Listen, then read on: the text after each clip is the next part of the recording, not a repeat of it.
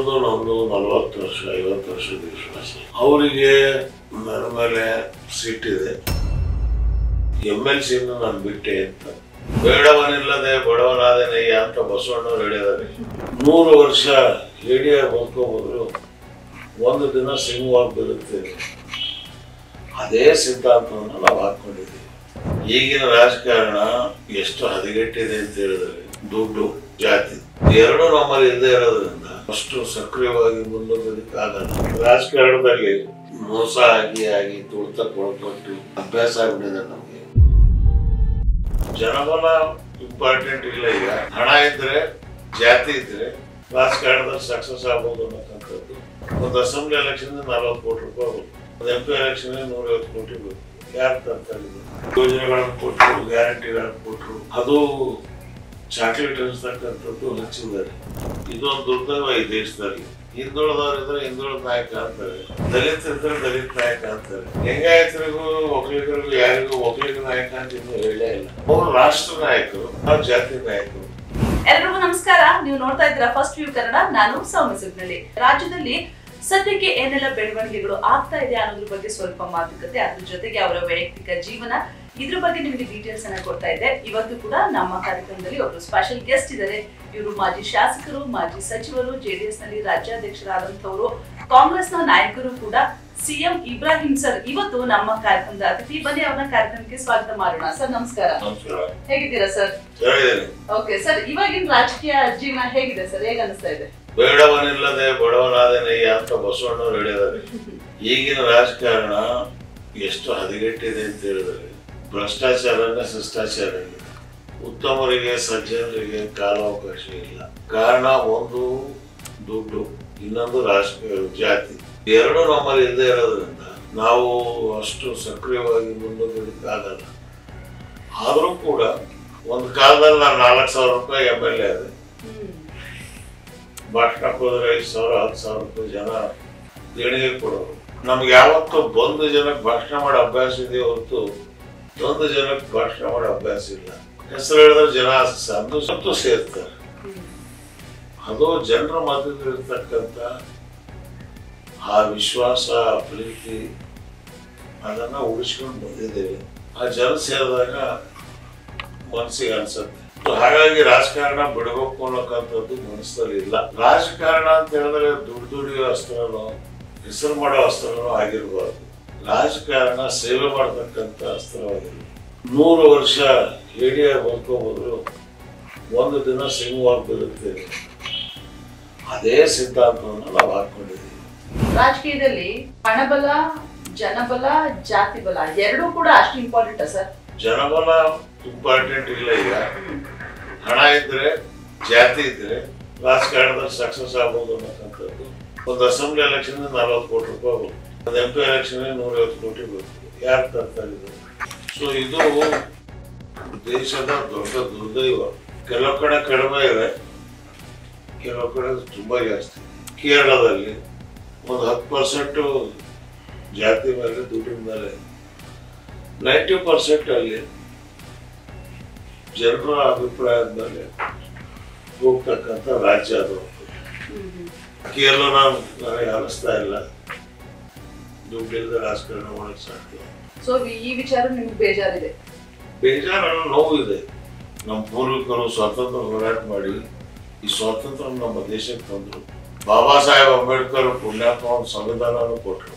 ಇವತ್ತು ಸಂವಿಧಾನ ಒಂದ್ ಕಡೆ ಗಾಳಿಪಟ ಆಗ್ತಾ ಇದೆ, ಇನ್ನೊಂದು ಕಡೆ ಜನತಂತ್ರ, ಪ್ರಜಾಪ್ರಭುತ್ವ, ದುಡ್ಡು ಮತ್ತು ಜಾತಿ ಮೇಲೆ ನಿಂತಿದೆ. ನಂಬರ್ 1 ನಾನು ಮುಸ್ಲಿಂ ನಾಯಕ ಅಂತ ಎಂದೂ ಹೇಳ್ಕೊಂಡಿಲ್ಲ. ಇದೊಂದು ದುರ್ದೈವ ಈ ದೇಶದಲ್ಲಿ. ಹಿಂದುಳಿದವರಿದ್ರೆ ಹಿಂದುಳಿದ ನಾಯಕ ಅಂತಾರೆ, ಅಲ್ಪಸಂಖ್ಯಾತರಿದ್ರೆ ಅಲ್ಪಸಂಖ್ಯಾತರ ನಾಯಕ ಅಂತಾರೆ, ದಲಿತರಿದ್ರೆ ದಲಿತ ನಾಯಕ ಅಂತಾರೆ. ಲಿಂಗಾಯತರಿಗೂ ಒಕ್ಕಲಿಗರಿಗೂ ಯಾರಿಗೂ ಒಕ್ಕಲಿಗ ನಾಯಕ ಅಂತ ಇನ್ನೂ ಹೇಳೇ ಇಲ್ಲ. ಲಿಂಗಾಯತ ನಾಯಕ ಅಂತ ಹೇಳಲ್ಲ. ಅವರು ರಾಷ್ಟ್ರ ನಾಯಕರು, ನಾವು ಜಾತಿ ನಾಯಕರು. ಈ ಪರಿಭಾಷೆ ಮಾಧ್ಯಮದವರು ಚೇಂಜ್ ಮಾಡಬೇಕು ಮತ್ತು ಭಾಷಣ ಮಾಡೋರು ಚೇಂಜ್ ಮಾಡಬೇಕು. ಇದನ್ನ ಪದೇ ಪದೇ ಹೇಳಿದೆ ನಾನು.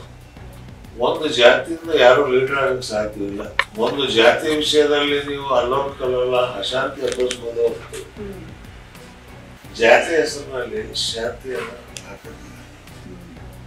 ಹೌದು, ಕೆಲವೊಂದು ಹಕ್ಕುಗಳನ್ನು ಪಡಿತಕ್ಕಂಥದ್ದಕ್ಕೆ ಸಂವಿಧಾನಾತ್ಮಕವಾಗಿ ಬಾಬಾ ಸಾಹೇಬ್ ಅಂಬೇಡ್ಕರ್ ಅವರು ಏನು ಸಂವಿಧಾನ ಕೊಟ್ಟಿದ್ದಾರೆ ಅದರ ಅಡಿಯಲ್ಲಿ ಪಡಿತಕ್ಕಂಥದ್ದಕ್ಕೆ ನಾವು ಹೋರಾಟ ಪಡ್ತಕ್ಕಂಥದ್ರಲ್ಲಿ ಯಾವ ತಪ್ಪು ಇಲ್ಲ.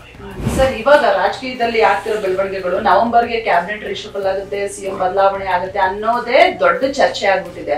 ನಿಮ್ಗೆ ಏನ್ ಅನ್ಸುತ್ತೆ ಸರ್? ಯಾವತ್ತೂ ಇದು ಬರಬಾರದು ಬಹಿರಂಗವಾಗಿ. ಆಡಳಿತದ ಮೇಲೆ ಭಾರಿ ಪರಿಣಾಮ ಆಗುತ್ತೆ. ಅಧಿಕಾರಿಗಳು ನಿರ್ಣಯ ತಗೊಳ್ಳೋದಕ್ಕೆ ಹಿಂದೇಟ್ ಆಗ್ತಾರೆ. ಸ್ವಲ್ಪ ದಿವಸ ಆದ್ಮೇಲೆ ಹೋಗ್ತಾ ಇದ್ರು ಬಿಡು, ಮುನ್ನೋರು ಬಂದಾಗ ನೋಡೋಣ. ಇದು ರಾಜಕೀಯ ಪಕ್ಷಗಳು ಯಾವತ್ತೂ ಕೂಡ ಇಂಥ ಚರ್ಚೆಗಳನ್ನ ಸಾರ್ವಜನಿಕವಾಗಿ ಚರ್ಚೆ ಮಾಡ್ತಕ್ಕಂಥದ್ದು ದೇಶದ ದೃಷ್ಟಿಯಿಂದ, ಸರ್ಕಾರದ ದೃಷ್ಟಿಯಿಂದ ಉತ್ತಮವಾದಂಥದ್ದಲ್ಲ. ಒಂದು.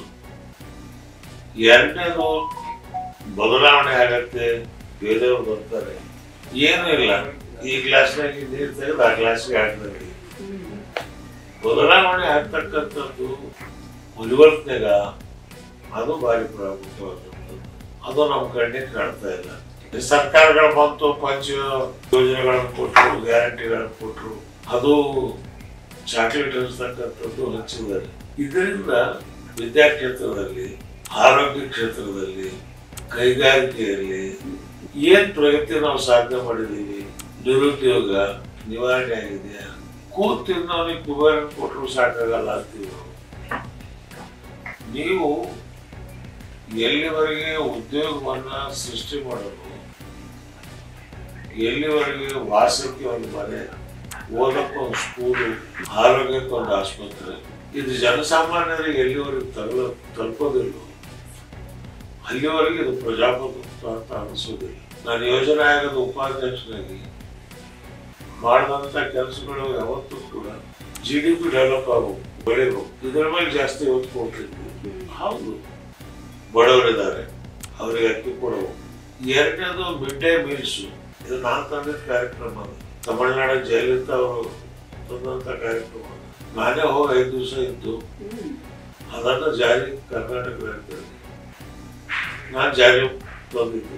ಊಟಲ್ಲೂ ನನ್ನ ಹೆಸರಿಲ್ಲ, ಉದ್ಘಾಟನೆಗೂ ನನಗೆ ಕರೆದಿಲ್ಲ. ಯಾಕೆ ಸರ್? ಅದು ಸರ್ಕಾರ ನ್ಯಾಚುರಲ್. ಯಾಕೆ ಇವ್ರಿಗೆ ಸಾಬರಿಗೆ ಹೆಸರು ಕೊಡೋದು? ಅದು ಜನ ತಿಳ್ಕೋಬೇಕಷ್ಟೇ. ನಾನೇನು ತಪ್ಪು ಮಾಡಿದ್ರಿ, ಇವ್ ನನಗೆ ಕರೀಲಿಲ್ಲ, ನಾನು ಎಲ್ಲೂ ಹೇಳಕ್ ಹೋಗಿಲ್ಲ. ನನ್ನ ಕೆಲಸ ರಾಜ್ಯದ ಜನರಿಗೆ ಒಳ್ಳೇದಾಗುತ್ತೆ ಮಾಡಿದೆ ಅಂತ ಮನಸ್ಥಿತಿ ಇವತ್ತು ನನಗಿದೆ. ಸೊ ಹಾಗಾಗಿ ನನಗೆ ರಾಜಕಾರಣದಲ್ಲಿ ಇರೋದು 2 ಸರ್ಟಿಫಿಕೇಟ್. ಒಂದು ಕರಪ್ಟ್ ಅಲ್ಲ, ಇನ್ನೊಂದು ಕ್ರಿಮಿನಲ್ ಅಲ್ಲ. 50 ವರ್ಷ ಆಯ್ತು ನಾನು ರಾಜಕೀಯಕ್ಕೆ ಬಂದು. ಇದುವರೆಗೆ ನನ್ನ ಮೇಲೆ ಇಂಥದ್ದು ಮಾಡಿದೆಯಾ ಅಂತ ಅಪಾದನೆ ಇಲ್ಲ. ಕೆಲವೊಂದ್ಸಲ ಹೇಳಿಕೆಗಳನ್ನು ಕೊಟ್ಟಾಗ ನೇರವಾಗಿ ಹೇಳ್ತೀನಿ, ನಾನು ಇದ್ದಿದ್ದಾಗ ಹೇಳ್ತೀನಿ. ಅದು ಕೆಲವರಿಗೆ ಒಳ್ಳೇದನ್ಸಲ್ಲ, ಕಾಂಟ್ರವರ್ಸಿ ಅಂತಾರೆ. ಕಾಂಟ್ರವರ್ಸಿ ಅಲ್ಲ, ನಾನು ಕಾಂಟ್ರವರ್ಸಿ ಇರ್ತಕ್ಕಂಥ ವಿಷಯಕ್ಕೆ ಹೋಗೋದೇ ಇಲ್ಲ. ನನಗದು ರಾಷ್ಟ್ರದ ದೃಷ್ಟಿಯಿಂದ ಅದ್ರ ಬಗ್ಗೆ ಮಾತಾಡಿದ್ರೆ ಒಳ್ಳೇದಾಗತ್ತಾ ಮಾತಾಡ್ತೀನಿ. ಒಂದು ಜನರ ದೃಷ್ಟಿಯಿಂದ ಆಗಿರ್ಬೇಕು, ಇನ್ನೊಂದು ರಾಷ್ಟ್ರ ದೃಷ್ಟಿಯಿಂದ ಆಗಿರ್ಬೇಕು. ಅದು ಎರಡೂ ಇಲ್ಲದೆ ಇರೋದ್ರಿಂದ ಅದ್ರ ಬಗ್ಗೆ ಚರ್ಚೆ ಮಾಡಿ ಕಾಲಹರಣ ಮಾಡ್ತಕ್ಕಂಥದ್ರಲ್ಲಿ ಪ್ರಯೋಜನ. ಸರ್, ಈ ನವೆಂಬರ್ಗೆ ಈಗ ಸಿಎಂ ಬದಲಾವಣೆದು ಕುರ್ಚಿ ವಿಚಾರಕ್ಕೆ ಸಂಬಂಧಪಟ್ಟಂತೆ DK ಶಿವಕುಮಾರ್ ಮತ್ತೆ ಅವ್ರ ಟೀಮ್ ಎಲ್ಲ ಹೇಳ್ತಾರೆ, ಮಾಡಿದ ಕೆಲಸಕ್ಕೆ ಕೂಲಿ ಕೇಳ್ತಾ ಇದ್ದೀವಿ, ಅದ್ರ ತಪ್ಪೇನಿದೆ ಅಂತ. ಸೊ ಇಲ್ಲಿ ರಾಜ್ಯದ ಅಭಿವೃದ್ಧಿನೇನು ಕನ್ಸಿಡರ್ ಮಾಡ್ತಾ ಇಲ್ಲ, ಸಿಎಂ ಆಗ್ಬೇಕು ಅನ್ನೋದಷ್ಟೇ ಕನ್ಸಿಡರ್ ಮಾಡ್ತಾ ಇದಾರೆ ಅನ್ಸುತ್ತಾ? ಕೂಲಿ ಕೆಲಸ ಮಾಡಿದೀವಿ ಅಂತ ಯಾರಾದ್ರೂ ರಾಜಕಾರಣ ತಿಳ್ಕೊಂಡ್ರೆ ಅದು ಫಸ್ಟ್ ತಪ್ಪು. ಸೇವೆ ಮಾಡಕ್ ಬಂದಿರ್ತಕ್ಕಂಥ ಕೂಲಿನೇ ಮಾಡ್ಬೇಕಂದ್ರೆ ಭಾಷೆ ಮಾಡ್ಬೋದಾಗಿತ್ತು. ಇದಕ್ಕೆ ಬರಬೇಕು, ದೇಶದ ಸೇವೆ, ಜನರ ಸೇವೆ ಮಾಡೋದಕ್ಕೆ ಬರ್ತಕ್ಕಂಥವ್ರು. ಸಾಯಬೇಕಾದ್ರೆ ಅವ್ರ ಕಾರ್ ಇರಲಿಲ್ಲ, ಅವ್ರ 500 ರೂಪಾಯಿ ಪೆನ್ಷನ್ ಜೀವನ ಮಾಡ್ತಿದ್ವಿ. ಫೋನ್ 200 ರೂಪಾಯಿ ಫೋನ್ ಕಟ್ಟಕ್ಕೆ ಹೊರತು ದುಡ್ಡು ಇರಲಿಲ್ಲ. ವೀರೇಂದ್ರ ಪಾಟೀಲ್ ಸಾಯಬೇಕಾದ್ರೆ 80 ಲಕ್ಷ ರೂಪಾಯಿ ಸಾಲ ಇತ್ತು. ದೇವರಾಜ್ ಅರಸರು ಸಾಯಕಾಲಕ್ಕೆ 10,000 ರೂಪಾಯಿ ಇರಲಿಲ್ಲ ಅವ್ರ ಕೈಯಾಗಿ. ಇದು ರಾಜಕಾರಣಿಗಳಿಗಿರ್ತಕ್ಕಂಥ ಒಂದು ದೊಡ್ಡ ಸರ್ಟಿಫಿಕೇಟ್. ಇವತ್ತು ನಾವು ಕೋಟ್ಯಾಂತರ ರೂಪಾಯಿ ಆಸ್ತಿ ಇಟ್ಕೊಂಡು ಡಿಕ್ಲೇರ್ ಮಾಡಿ ನಾನು ಕೂಲಿ ಕೊಡಿ ಅಂತ ಹೇಳಿದ್ರೆ ಇನ್ನೇನು ಕೊಡೋ ಕೂಲಿ ಗೌರ್ಮೆಂಟ್ ಕುರ್ಚಿತ ಕೊಡೋಕ್ಕಾಗತ್ತ? ಅವರು ಈ ಥರ ಅವರಂತೂ ಕೇಳಲಿಲ್ಲ ಪಾಪ. ಅವರ ಅನುಯಾಯಿಗಳು ಸ್ನೇಹಿತರುಗಳು ಕೇಳ್ತಿದ್ದಾರೆ, ನಮ್ಮ ಮುಖ್ಯಮಂತ್ರಿ ಮಾಡಿ ಕೇಳಿ. ಒಕ್ಕಲಿಗ ಸಮಾಜದವರು ಅದೊಂದು ಅಭಿಮಾನ, ನಾವೀಗ ಅದು ಕೊಡಿ ಅಂತ ಕೇಳಿ ಅದ್ರಲ್ಲಿ ಹಕ್ಕಿದೆ. ನಿಮಗೆ ಕೆಲಸ ಮಾಡಿದ್ವಿ ಕೂಲಿ ಕೊಡಿ ಅಂತ ಹೇಳಿದ್ರೆ ಅದು ಒಳ್ಳೆಯ ತರ್ಕ ಅಲ್ಲ. ಸರ್, ಸಿಎಂ ಸಿದ್ದರಾಮಯ್ಯ ಸರ್ ನಿಮ್ಮ ದೋಸ್ತಿ ಬಗ್ಗೆ ಎಲ್ಲರಿಗೂ ಗೊತ್ತಿದೆ. ನೀವು ಕಂಡಂತಹ ಸಿದ್ದರಾಮಯ್ಯ ಸರ್ ಬಗ್ಗೆ ಮಾತನಾಡೋದಾದ್ರೆ ಏನ್ ಹೇಳ್ತೀರಿ ಸರ್? ಸಿದ್ದರಾಮಯ್ಯನವರದ್ದು ನಮ್ದು 40 ವರ್ಷ 50 ವರ್ಷದ ವಿಶ್ವಾಸ. ಅದೇ ಸ್ನೇಹ ಇವತ್ತವರೆಗೂ ನಾನು ಇಟ್ಕೊಂಡಿದ್ದೀನಿ ಮನಸ್ಸಿನಲ್ಲಿ. ಬಟ್ ಅವ್ರ ಮನಸ್ಸಿನಲ್ಲಿ ಇದೆಯಲ್ಲ ನನಗೆ ಗೊತ್ತಿಲ್ಲ. ಅವರಿಗೆ ನನ್ನ ಮೇಲೆ ಸಿಟ್ಟಿದೆ. MLC ನಾನು ಬಿಟ್ಟೆ ಅಂತ 4 ವರ್ಷ ಇತ್ತು. ನಾನು ರಾಜೀನಾಮೆ ಕೊಟ್ಬಿಟ್ಟೆ. ನಾನು ಯಾವತ್ತು ಸ್ಥಾನಕ್ಕಾಗಿ ರಾಜಕಾರಣ ಮಾಡಿದವ್ರಲ್ಲ, ಮಾನಕ್ಕಾಗಿ ಸ್ವಾಭಿಮಾನಕ್ಕಾಗಿ ರಾಜಕಾರಣ. ಅವತ್ತು SR ಪಾಟೀಲ್ ಅವ್ರು ರಿಟೈರ್ಡ್ ಆದಾಗ ಎಲೆಕ್ಷನ್ ನಡೀತು. 21 ಜನರಲ್ಲಿ 17 ಜನ ನನಗೆ ಓಟ್ ಕೊಟ್ಟರು. ಆದ್ರೂ ನನಗೆ ಮಾಡಲಿಲ್ಲ, ಬೇರೆಯವ್ರಿಗೆ ಮಾಡಿದ್ರು. ಈ ಥರ ಆಗಿರೋ ತಪ್ಪು ಅಂತ ಹೇಳಿ ಸಿದ್ದರಾಮಯ್ಯನವ್ರು ಅವತ್ತು ಹೇಳಲಿಲ್ಲ. ಅಥವಾ ಹೈಕಮಾಂಡ್ನವ್ರು ಕರೆದು ಇಲ್ಲ ಇವತ್ತು ನಾವು ಬೇರೆಯವ್ರಿಗೆ ಕೊಡಬೇಕು ಅಂತಿದ್ದೀವಿ, ನೀವು ಸಹಕರಿಸಿ ಅಂದ್ರೆ ಮುಗದೆ ಹೋಗಿತ್ತು. ಹೈಕಮಾಂಡು ಹೇಳಿಲ್ಲ, ಸಿದ್ದರಾಮಯ್ಯನವರು ಹೇಳಿಲ್ಲ. ಹಾಗೆ ನಾನು ಹೇಳಿದ ಬೇಡ, ಎಲ್ಲಿ ಯಾವಾಗ ಪ್ರಜಾಪ್ರಭುತ್ವಕ್ಕೆ ಮಾನ್ಯತೆ ಸಿಗಲಿಲ್ಲ, ಎಲ್ಲಿ ಮಾನ ಇಲ್ಲೋ ಅಲ್ಲಿ ನಾನು ಹೋಗಕ್ಕೆ ಅವಶ್ಯಕತೆ ಇಲ್ಲ. ನಾನು ಕೌನ್ಸಿಲಿಗೆ ರಾಜೀನಾಮೆ ಕೊಟ್ಟೆ. ಅದು ಸಿದ್ದರಾಮಯ್ಯನವರಿಗೆ ಸಿಟ್ಟು ಬಂತು. ಅವತ್ತು ಸಿದ್ದರಾಮಯ್ಯ ಸರ್ ಒಂದ್ ಮಾತು ಮಾತಾಡ್ಬೇಕಾಗಿತ್ತು. ಸಿದ್ದರಾಮಯ್ಯ ಸೀಟಿನ ಸಲುವಾಗಿ, ಸಿದ್ದರಾಮಯ್ಯ ಎಲೆಕ್ಷನ್ ಸಲುವಾಗಿ ಫಸ್ಟ್ ಮೈಸೂರು ಬೈ ಎಲೆಕ್ಷನ್ ಆದಾಗ 300 ಓಟ್ನಲ್ಲಿ ಗೆದ್ದಿದ್ದು. ದೇವೇಗೌಡರು ಕುಮಾರಸ್ವಾಮಿ ಮುಖ್ಯಮಂತ್ರಿ 3 ಸಲ ನನಗೆ ಕರೆದಿರ್ಬೋದು, ಹೇಳಿರ್ಬೋದು. ಇಲ್ಲ, ಸಿದ್ದರಾಮಯ್ಯ ಹಿಂದುಳಿದ ಜನಾಂಗದ ನಾಯಕ, ನನ್ನ ಸ್ನೇಹಿತ, ನಾನು ಕೈ ಬಿಡಕ್ಕೆ ತಯಾರಾಗಿಲ್ಲ. 29,000 ಜನ ಮುಸ್ಲಿಮ್ಸ್ ಓಟ್ ಹಾಕಿದ್ರು. ಅವಾಗ 300 ಓಟ್ನಲ್ಲಿ ಗೆದ್ರು. ಯಾರು SDP ಪಾಪ್ಯುಲರ್ ಫ್ರಂಟ್ ಅಲ್ಲಿ ಬ್ಯಾನ್ ಮಾಡಿದ್ದಾರೆ, ಅವೆಲ್ಲ ಕಾರ್ಯಕರ್ತರು ಮನೆಯಿಂದ ಊಟ ಕಟ್ಕೊಂಡು ಬಂದು ಇವ್ರನ್ನ ಗೆಲ್ಸಿದ್ರು. ಇತಿಹಾಸ. ಅದೇ ರೀತಿ ಬಾದಾಮಿಯಲ್ಲಿ ಈ ಚಾಮುಂಡಿಯಲ್ಲಿ ಇವ್ರು ಸೋತಾರೆ ಗೊತ್ತಾದಾಗ ಮೈಸೂರಿನಲ್ಲಿ ಅವ್ರ ಮನೆ ಹೋಗಿ ಅವ್ರ PA ರಾಮಯ್ಯ ಇದ್ರು, ಮರುಸ್ವಾಮಿ ಇದ್ದ, ಅವ್ರ ಮಗ ಇದ್ರು, ಜಬ್ಬಾರ್ ಅಂತೇಳಿ MLC ನಾನೇ ಕರ್ಕೊಂಡು ಹೋದೆ. ನೀನು ಸೋಲ್ತೀಯ ಸಿದ್ದರಾಮಯ್ಯ, ಇದು ಬೇಡ ಅಂದ್ರೆ ಸಿದ್ದರಾಮಯ್ಯ ಸಿಟ್ಟೆ ಊಟರು. ಏನ್ ಹಿಂಗೆ ಹೇಳ್ತೀಯ? ನಾನು ಹೇಳೋ ಸತ್ಯಾಂಶ. ರಾತ್ರಿ 12 ಗಂಟೆ ತನಕ ಇದ್ದು ಅವ್ನ ಮನಸ್ಸು ಸೋಲಿಸಿ ನಾನೇ ಬಾದಾಮಿಗೆ SR ಪಾಟೀಲ್ ತಿಮ್ಮಾಪುರ್ ಕರ್ಕೊಂಡು ಹೋಗಿ ಚಿಮ್ಮನಕಟ್ಟಿಗೆ ಒಪ್ಪಿಸಿ ಇವ್ರನ್ನ ಹೆಲಿಕಾಪ್ಟರ್ ಮೂಲಕ ಕರ್ಕೊಂಡು ಕೊನೆಯ ದಿವಸ ನಾಮಿನೇಷನ್ ಆಗಿ ಸಿಗ್ತಿದ್ದೆ. 15 ದಿವಸ ಇಡೀ ರಾಜ್ಯ ಸುತ್ತಾ ಇದ್ದೆ. ನಾನು ಸಾಯಂಕಾಲ ಬಾದಾಮಿಯಲ್ಲಿ ಹೋಗಿ ಕ್ಯಾಂಪ್ ಮಾಡ್ತಾ ಇದ್ದೆ. ನನಗೆ ಸ್ನೇಹಿತನಾಗಿ ನನ್ನ ಕೆಲಸ ಕೂಡ ನಾನು ತೀರಿಸಿದೆ. ಅವರು ತೀರಿಸಿದವರೆಲ್ಲ ಅವ್ರು ಚಿಂತನೆ ಮಾಡಬೇಕು, ನಾನು ಅದನ್ನು ಹೇಳ್ಬೇಕಾದ ಅವಶ್ಯಕತೆ ಇಲ್ಲ. ಸರ್, ಮತ್ತೇನಾದ್ರೂ ಕಾಂಗ್ರೆಸ್ ಹೋಗ್ತೀರಾ? ನನಗೆ ಕರೀದೆ ಸಾಕು. ನಾವು 5 ಸಲ ಮಸೀದಿಂದ ಕರೀತಾರೆ, ಅಲ್ಲೇ ಹೋಗೋದಾರ ಮಂಡ್ಯವ್. ನಾವು ಕರೀಲಾರ್ದರೆ ಜಾಗಕ್ಕೆ ಹೋಗ್ತೀವ? ಕರೆದ್ರೆ ಹೋಗ್ತೀರಾ? See again, it depends upon the circumstances. ಆ MLC ಸ್ಥಾನ ತಪ್ಪಿಸಿದ್ ಯಾರು ಅನ್ಸುತ್ತೆ ಸರ್ ನಿಮ್ಗೆ? ವಿರೋಧ ಪಕ್ಷದ ನಾಯಕನ ಸ್ಥಾನ ಹರಿಪ್ರಸಾದ್ ಅವ್ರಿಗೆ ಮಾಡಿದ್ರು. ಅವರು ಡೆಲ್ಲಿಯಲ್ಲಿ ಹತ್ರ ಇದ್ದವರು, ಅವ್ರಿಗೆ ಮಾಡಿದ್ದಾರೆ, ತೊಂದರೆ ಇಲ್ಲ. ಮಾಡೋ ರೀತಿ ಅವರೇ ನನಗೆ ಕರೆದು ಇಲ್ಲ ನಿಮಗೆ ಬೆಂಬಲ ಇದೆ ಆದ್ರೂ ನಾವು ಮಾಡಬೇಕು ಅಂತಿದ್ದೀವಿ, ನೀವು ಸಾಕಷ್ಟು ಅಂದ್ಬಿಟ್ರೆ ಮುಗ್ದ ಹೋಗಿತ್ತು. ಸಿದ್ದರಾಮಯ್ಯ ಆದ್ರೂ ಹೇಳ್ಬೋದಾಗಿತ್ತು, ಇವತ್ತು ಕಡೆ ಇದು ಅನ್ಯಾಯ ಆಗಿದೆ, ನಾವೆಲ್ಲಾದ್ರೂ ಮುಂದೆ ಸರಿಪಡಿಸೋಣ ಇದಕ್ಕೆ.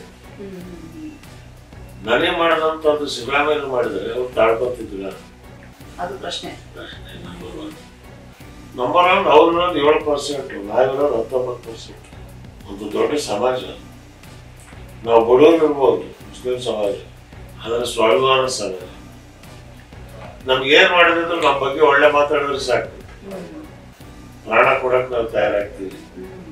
70 ವರ್ಷದಿಂದ ಈ ದೇಶದಲ್ಲಿ ನಮ್ಮ ಮೇಲೆ ಏನ್ ನಡೆದಿದೆ ನಿಮಗೂ ಗೊತ್ತಿದೆ. ಸಹಚಾರ ಕಮಿಟಿ ಹೇಳಿದೆ, ರಂಗನಾಥ್ ಮಿಶ್ರಾ ಕಮಿಷನ್ ಹೇಳಿದೆ, ಚಿನ್ನಪ್ಪ ರೆಡ್ಡಿ ಕಮಿಷನ್ ಹೇಳಿದೆ, ಹಾಲೂರು ಕಮಿಷನ್ ಹೇಳಿದೆ. ಇಷ್ಟೆಲ್ಲ ಹೇಳಿದ್ರು ನಮಗೆ ನ್ಯಾಯ ಸಿಕ್ಕಿದೆಯಾ?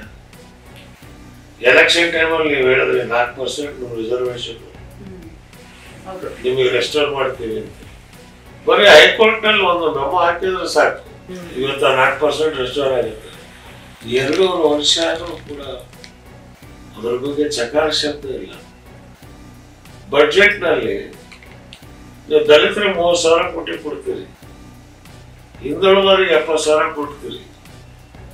ನಾವು ಮುಸ್ಲಿಮ್ಸಿಗೆ ಕೇಳಿರ್ತಕ್ಕಂಥದ್ದು 19% ಇದೀವಿ, ಬರೀ 2% ಕೊಡಿ, 3% ಕೊಡಿ ಸಾಕು. 19% ಕೊಡಿ ಅಂತ ಕೇಳಲಿಲ್ಲ. ಆ 3% ಕೊಟ್ರೆ ನಾವು ನಮ್ಮ ಶಾಲೆಗಳು ವಿದ್ಯಾಭ್ಯಾಸ ಕೊಡೋದು, ಹೈಯರ್ ಎಜುಕೇಶನ್ ಡೆವಲಪ್ ಮಾಡ್ತಾರೆ, ಅದನ್ನ ನಾವು ಮಾಡ್ಕೊತೀವಿ. ಅದಕ್ಕೂ ಕಾರ್ಯಕ್ರಮವನ್ನು ಕೊಟ್ಟಿಲ್ಲ. ಈ ಕೊಡ್ತಕ್ಕಂಥ 10,000 ರೂಪಾಯಿ ಯಾಕೆ ಖರ್ಚು ಮಾಡ್ಬೇಕು ಅದನ್ನು ಡೀಟೇಲ್ ಆಗಿ ಕೊಟ್ಟೆ. ಆದರೂ ಇಲ್ಲ, ಯಾರು ಕೇಳಿ ನೀನು ಒಬ್ಬನೇ ಕೇಳ್ತೀಯ, ಬಾಕಿಯವ್ರು ಕೇಳಲ್ಲ. ಹೌದು, ಬಾಕಿಯವ್ರು ಕೇಳಲ್ಲ ಅಂದ್ರೆ ಬಾಕಿಯವರಿಗೆ ಭಯ. ನಾವು ಕೇಳಿದ್ರೆ ಎಲ್ಲ ಮುಂದಿನ ಸಲ MLA ತಪ್ಪಿಸ್ತಾರ ಅಂತ. ನನಗೆ ಆ ಭಯ ಇಲ್ಲ. ನೀವು MLA ಆಗೋದು MLC ಆಗೋದೇ ಸೇವೆ ಮಾಡಬೇಕು ಅನ್ನೋದಕ್ಕೆ.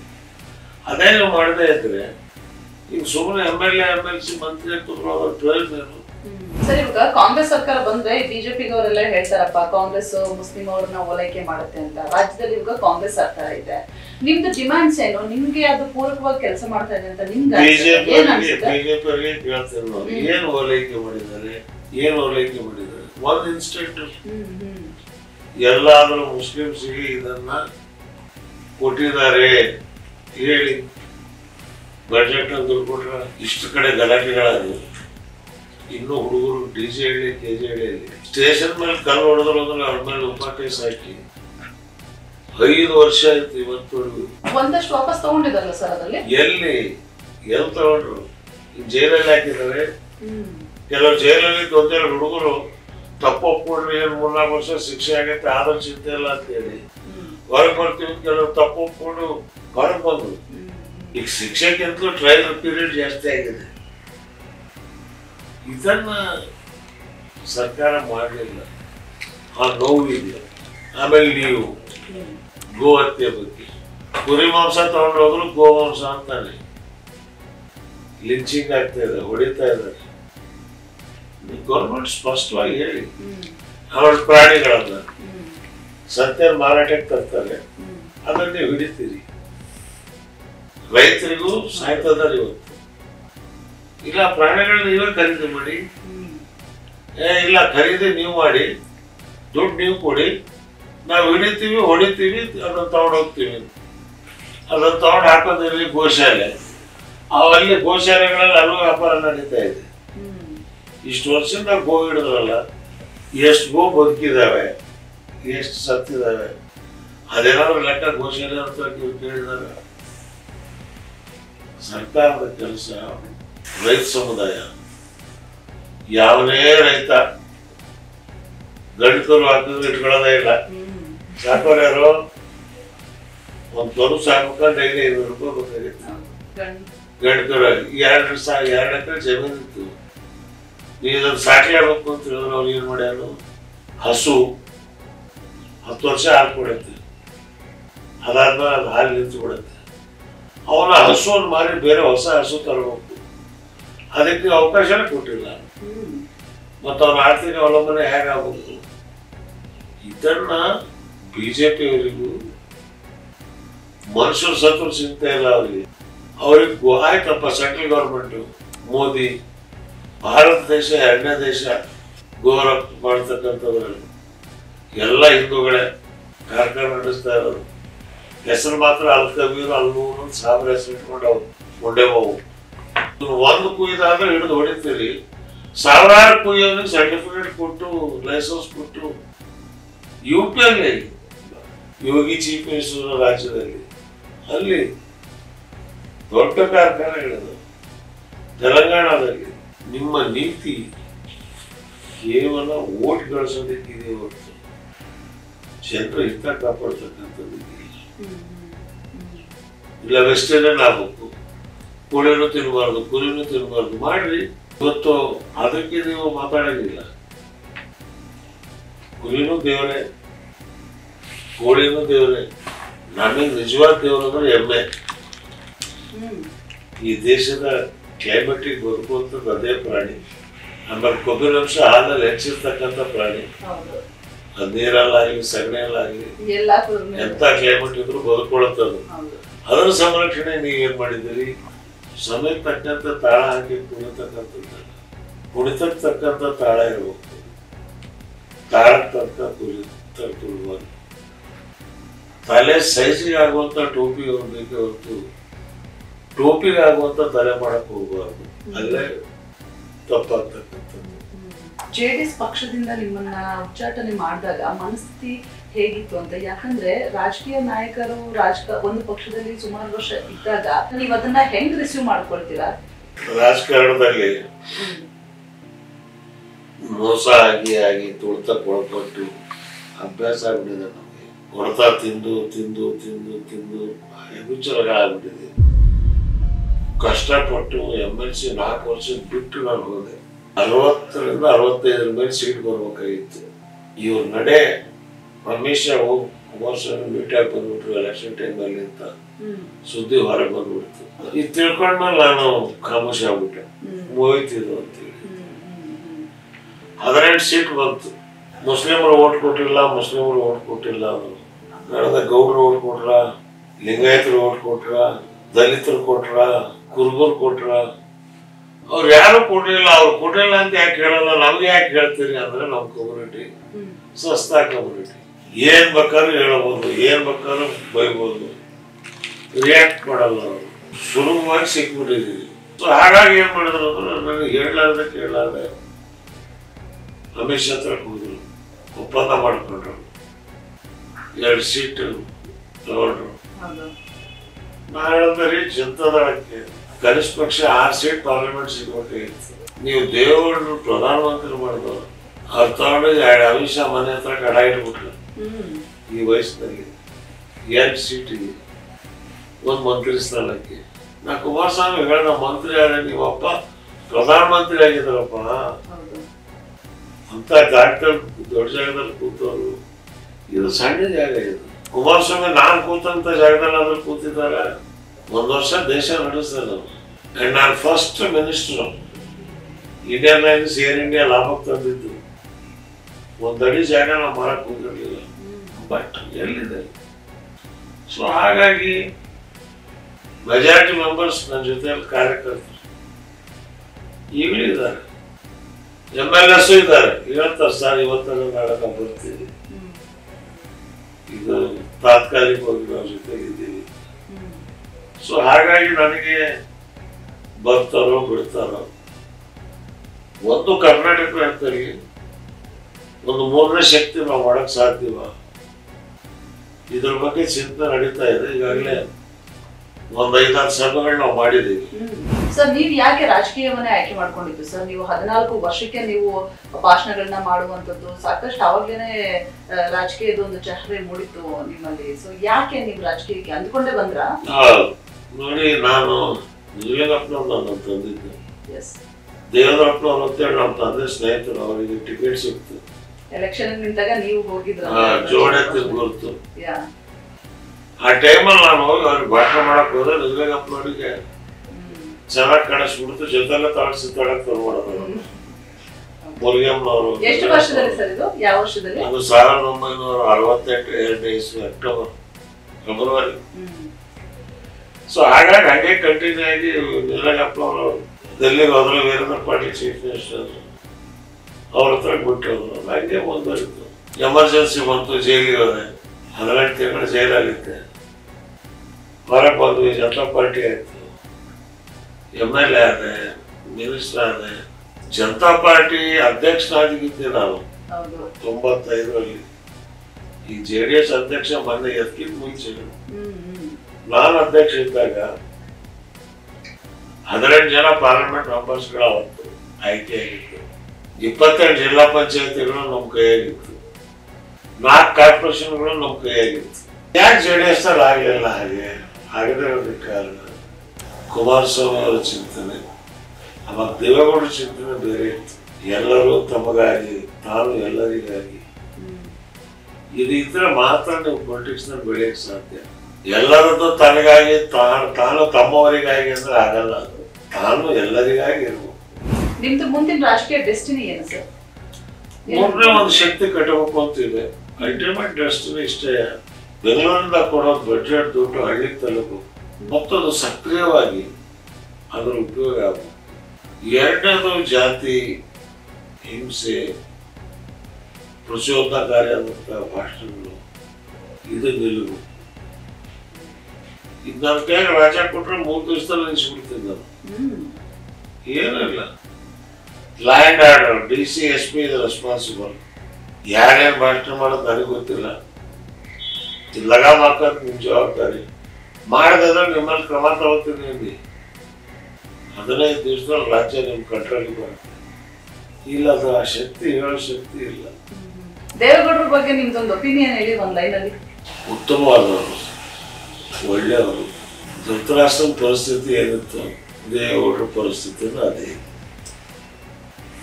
ಪುತ್ರಗಾಮ ಗೊತ್ತಿತ್ತು ಧೃತರಾಷ್ಟ್ರಿಗೆ ದುರ್ಯೋಧನ ಮಾಡೋದು ತಪ್ಪು ಅಂತ, ಆದ್ರೆ ಏನು ಮಾಡೋಕ್ಕಾಗಿಲ್ಲ. ಅದೇ ಪರಿಸ್ಥಿತಿ ಗೊತ್ತಾಗಿರ್ತಾರೆ. ಅದು ಬಿಟ್ಟರೆ ದೇವೇಗೌಡರ ಆನೆಸ್ಟಿ ಬಗ್ಗೆ, ಅವರ ರಾಷ್ಟ್ರದ ಚಿಂತನೆ ಬಗ್ಗೆ ಯಾವುದೇ ಅನುಮಾನ ಇಲ್ಲ. ಆದರೆ ಅವ್ರು ಮಾಡ್ತಕ್ಕಂಥದ್ದೆಲ್ಲ ಮಕ್ಕಳಿಗೆ ಅನ್ನಕ್ಕಂಥದ್ದು ದೃಢವಾಯಿತು. ಹಾಗಾಗಿ ಅದಕ್ಕೆ ದೊಡ್ಡ ಪೆಟ್ಟು ಬಿತ್ತು. ಚನ್ನಪಟ್ಟಣ ಎಲೆಕ್ಷನ್ ನಲ್ಲಿ 50 ಕಡೆ ಭಾಷಣ ಮಾಡಿದ್ರು ಇವರು, 30,000ದಿಂದ ಸೋತರು. 90,000 ಒಕ್ಕಲಿಗರ ಜಾಗದಲ್ಲಿ ಆ ಸಮಾಧಾನ ಕೈ ಬಿಟ್ರೆ ಅಲ್ಲಿ ಅವರು ನಿಲ್ಸಿದ್ದೆ, ಡಿಗ್ರಿ ನಿಲ್ಸಿದ್ದೆ ತಪ್ಪು. ಸರ್, ನಿಮ್ಮನ್ನ ನಾವು ಮೀಡಿಯಾ ಮುಂದೆ ಎಲ್ಲ ಮಾತಾಡುವಾಗ ನೋಡುವಾಗ, ಜನರು ಯೂಶಲ್ ಆಗಿ ನಿಮ್ಮನ್ನ ನೋಡುವಾಗ ಮೀಡಿಯಾದವ್ರಿಗೆ ಗೊತ್ತು ನೀವು ಪರಿಚಯ, ಬಟ್ ಹೊರಗಡೆ ಅವರು ನಿಮ್ಮನ್ನ ಮಾತಾಡಿದಾಗ ಇವ್ರಂದ್ರೆ CM ಇಬ್ರಾಹಿಂ ಅಂದ್ರೆ ಫುಲ್ ಸ್ಟ್ರೇಟ್ ಫಾರ್ವರ್ಡ್, ತುಂಬಾ ಡೇರ್ ಅಂಡ್ ಡೆವಿಲ್, ಅವರು ಮಾತಾಡುವಾಗ ಸಂಸ್ಕೃತ, ಬಸವಣ್ಣನ ವಚನಗಳು ಎಲ್ಲವನ್ನ ಬಳಕೆ ಮಾಡಿ ಚೆನ್ನಾಗಿ ಮಾತಾಡ್ತಾರೆ ಅಂತ. ಬಟ್ ನೇರ ನನಗೆ ಇವಾಗ ನಿಮ್ ಜೊತೆ ಮಾತಾಡ್ತಾ ಇರೋದು ನೋಡಿದ್ರೆ ನಿಮ್ಗೂ ಒಂದು ನೋವಿದೆ, ನಿಮ್ಗೂ ಬೇಜಾರಿದೆ, ಇವಾಗೆಲ್ಲ ಸ್ವಲ್ಪ ಮೆತ್ತಗಾಗಿದ್ದೀರಾ, ಈ ತರ ಅನ್ನಿಸ್ತಾ ಇದೆ. ಇದು ಯಾಕೆ ಸರ್? ಇಲ್ವಾ? ನನಗೆ ನೋವಿದೆ, ಬೇಜಾರಿಲ್ಲ. ನನ್ನ ಆಸ್ತಿ ಅಲ್ಲ ಅದು, ಇದು ಹಾಳಾಗ್ತಾ ಇದೆ ಅಲ್ಲ ಅನ್ನೋ ನೋವಿದೆ. ಸ್ವಂತ ಅದಾಗಿದ್ರೆ ಬೇಜಾರಾಗೋದು. ಇವತ್ತಿನ ಪರಿಸ್ಥಿತಿ ಹ್ಯಾಕ್ ಸುಧಾರಿಸ್ಬೇಕು, ಇದು ಈ ಚಿಂತನೆ ಇದೆ. ಹಾಗಾಗಿ ನಾನು ಇನ್ನೂ ಟೂರ್ ಮಾಡ್ತಾ ಇದ್ದೀನಿ. ಒಂದು ಕಡೆ ನಾನು ಕೂತಿಲ್ಲ, ಎಲ್ಲ ಕಡೆ ತಿರುಗಾಡ್ತಾ ಇದ್ದೀನಿ, ಹೋಗ್ತಾ ಇದ್ದೀನಿ. ಈ ಬಹುಜನ ಸಮಾಜದವರು, RPIದವರು, ಕನ್ನಡ ಸಂಘ ಸಂಸ್ಥೆಗಳು, ಮಾರ್ಸನ ಮುನಿಯಪ್ಪನವರು, RPI ಮೋಹನ್ ಅವರು, ರೈತ ಸಂಘದ ಕೋಡಳ್ಳಿ ಚಂದ್ರಶೇಖರ್ ಅವರು, ನಾವೆಲ್ಲರೂ ಸಮಾಲೋಚನಾ ಪಥದಲ್ಲಿ ಇದ್ದೀವಿ. ನನಗೆ ಅನ್ಸತ್ತ ನಾವು ಜನರಿಗೆ ವಿಷಯ ತಲುಪಿಸೋದ್ರಲ್ಲಿ ಸಕ್ಸಸ್ ಆಗ್ತೀವಿ ಅನ್ನೋಂಥ ವಿಶ್ವಾಸ ಇದೆ. ಕರ್ನಾಟಕನ ಮತ್ತೆ ಪುನಃ ಹಿಂದಿನ ಸ್ಥಿತಿಗೆ ತರಬಹುದು ಅನ್ನೋಂಥ ಒಂದು ನಂಬಿಕೆ ನನಗೆ. ಅದರ ಬಗ್ಗೆ ಚಿಂತನೆ ನಡೀತಾ ಇದೆ. ಈ ಮಧ್ಯದಲ್ಲಿ ಕಾಂಗ್ರೆಸ್ಸಿನ ಕೆಲವು ನಾಯಕರು ಇಲ್ಲ ಹೇಳಿದ್ರೆ ಒಳ್ಳೇದು ಮಾಡಿದ್ರು. ದಲಿತರು ಮುಖ್ಯಮಂತ್ರಿ ನಾವು ಹೇಳಿದೆ, ಈ ರಾಜ್ಯದಲ್ಲಿ ಒಬ್ಬ ದಲಿತ ಮುಖ್ಯಮಂತ್ರಿ ಆಗ್ಬೋದು. ಅದರಲ್ಲಿ ರೈಟ್ ನಲ್ಲಾದ್ರೂ ಮಾಡಿ, ಲೆಫ್ಟ್ ನಲ್ಲಾದ್ರೂ ಮಾಡಿ. ಈಗಿರೋ 3 ಜನ, ಖರ್ಗೆ ಅವರು, ಪರಮೇಶ್ವರ್, ಮುನಿಯಪ್ಪ. 75 ವರ್ಷ ಆಯ್ತು. ಅದಾದ್ಮೇಲೆ ಮುಸ್ಲಿಮ್ಗೂ ಮಾಡಬೇಕು, ಯಾಕೆ ಮಾಡಬಾರ್ದು? ಜನಸಂಖ್ಯೆ ನಂಬರ್ 1 ಇದೆ. ನಾವು ಅರ್ಹತೆ ಇಲ್ಲವೇ? ಸರ್ವರಿಗೂ ಸಮಬಾಳು, ಸರ್ವರಿಗೂ ಸಮಪಾಲು. ಇದು ಪ್ರಜಾಪ್ರಭುತ್ವ, ಬಾಬಾ ಸಾಹೇಬ್ ಅಂಬೇಡ್ಕರ್ ಅವರು ಕೊಟ್ಟಿರ್ತಕ್ಕಂಥ ಸಂವಿಧಾನ.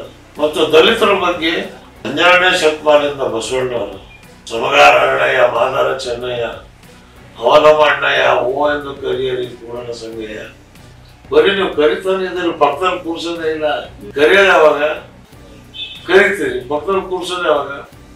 75 ವರ್ಷ ಆದ್ರೂ ಯಾಕಾಗಿಲ್ಲ? ಅದು ಆಗಬೇಕು.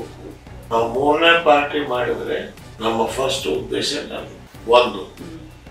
ಎರಡನೇದು, ನಮ್ಮ budget stock exchange base budget ಅಲ್ಲ, ರೈತರ ಬೇಸ್ ಬಡ್ಜೆಟ್ ಆಗಿರುತ್ತೆ. ರೈತನಿಗೆ ಏನ್ ಬೇಕು, ಅವ್ರ ಬೆಳೆ ಆಗಬೇಕು, ಯಾವ ಬೆಳೆ ಬೆಳಿಬೇಕು, ಮಿನಿಮಮ್ ಪ್ರೈಸ್ ಹ್ಯಾಕ್ ಸಿಗಬೇಕು, ಮತ್ತು ಅವ್ರ ಉತ್ಪಾದನೆ ಹೇಗೆ ಹೆಚ್ಚು ಮಾಡಬೇಕು. ಇದು ನಮ್ಮ 3ನೇ ಏನ್ ಮಾಡಿದ್ರು. 2ನೇ ಸಿದ್ಧಾಂತ ಬಾಬಾ ಸಾಹೇಬ್ ಅಂಬೇಡ್ಕರ್, ಭಕ್ತ ಭಂಡಾರಿ ಬಸವಣ್ಣನವರ ಸಿದ್ಧಾಂತ, ಟಿಪ್ಪು ಸುಲ್ತಾನ್ ರವರ ರೂಲ್ ಆಫ್ ಲಾ. ಈಗ ರೆವೆನ್ಯೂ ಅಡ್ಮಿನಿಸ್ಟ್ರೇಷನ್ ತಂದವ್ ಟಿಪ್ಪು ಸುಲ್ತಾನ್, ಲ್ಯಾಂಡ್ ರಿಫಾರ್ಮ್ಸ್ ತಂದವ್ ಟಿಪ್ಪು ಸುಲ್ತಾನ್. ಇವತ್ತೇನು ಪಹಣಿ ಅಂತಿದೆ ಅದ ಹೆಸರು ಬಂದು ಟಿಪ್ಪು ಸುಲ್ತಾನ್. ಖುಷ್ಕಿ ತನಿ ಬಾಗಾಯ್ತು ಇದು ತಂದೆ ಟಿಪ್ಪು ಸುಲ್ತಾನ್. ಅಮಲ್ದಾರ್ ಫೌಜ್ದಾರ್ ಇದು ತಂದೆ ಟಿಪ್ಪು ಸುಲ್ತಾನ್. ತಪ್ಪೇನಾಯ್ತು ಅಂದ್ರೆ ಟಿಪ್ಪು ಸುಲ್ತಾನ್ ಸಾಬ್ರ ಹುಟ್ಬಿಟ್ರು. ಅದೇ ಇವತ್ತು ಓಟಿನ ಪೊಲಿಟಿಕ್ಸಿಗಾಗಿ ಇವತ್ತು ಬೇಕಾದ್ರೆ ಬಿಜೆಪಿ ಅವ್ರು ಆತ್ಮ ಮುಟ್ಕೊಂಡು ಹೇಳಿ ಜಗದೀಶ್ ಶೆಟ್ಟರ್ ಮಾಡಿದ್ರು ಟಿಪ್ಪು ಜಯಂತಿ, ಯಡಿಯೂರಪ್ಪ ಟಿಪ್ಪು ಜಯಂತಿ ಮಾಡಿದ್ರು. ಬಟ್ ಇದು ಎಲೆಕ್ಷನ್ ಬಂತು ಅಂದ್ರೆ ಟಿಪ್ಪು ಸುಲ್ತಾನ್ ಬೈರಿ. ಸೊ ಇದು ದೇಶಕ್ಕೆ ಒಳ್ಳೇದಲ್ಲ. ಸುದೀರ್ಘ ರಾಜಕೀಯ ಜೀವನ ನಿಮ್ದು. ಸೊ ರಾಜಕೀಯದಲ್ಲಿ ಈಗ ಮತ್ತೊಂದು ಹೊಸ ಮೈಲಿಗನ್ನ ಸೃಷ್ಟಿ ಮಾಡ್ಬೇಕು ಅಂತ ಹೊರಟಿದ್ದೀರಾ. ನಿಮ್ಮೆಲ್ಲ ಕೆಲಸಗಳು ಕೂಡ, ನಿಮ್ಮೆಲ್ಲ ಆಶಯ ಕೂಡ ನೆರವೇರಲಿ ಅಂತ ನಾವು ಆಶಿಸ್ತೀವಿ sir. Thank you so much. ಇವನಾರವ ಎನಿಸಿದರಯ್ಯ, ಇವನಮ್ಮವ ಎನಿಸಯ್ಯ. ಅದೇ ನಮ್ಮ ಸಿದ್ಧಾಂತ. ರಾಜ್ಯದ ಜನರಿಗೂ ಅಷ್ಟೇ ಹೇಳ್ತಕ್ಕಂಥದ್ದು. ನಿಮ್ಮ ಮನಸ್ಸಿನಲ್ಲಿ ಜಯ ಕೊಡಿ, ನಿಮ್ಮ ಹೃದಯದಲ್ಲಿ ಸ್ಥಾನ ಕೊಡಿ, ನಿಮ್ಮ ಆಶೀರ್ವಾದ, ನಿಮ್ಮ ವಿಶ್ವಾಸ ಸದಾ ನಮ್ಮ ಮೇಲೆ ಇರಲಿ. ಇಷ್ಟೇ ನಮ್ಮ ಬಯಕೆ. Thank you sir.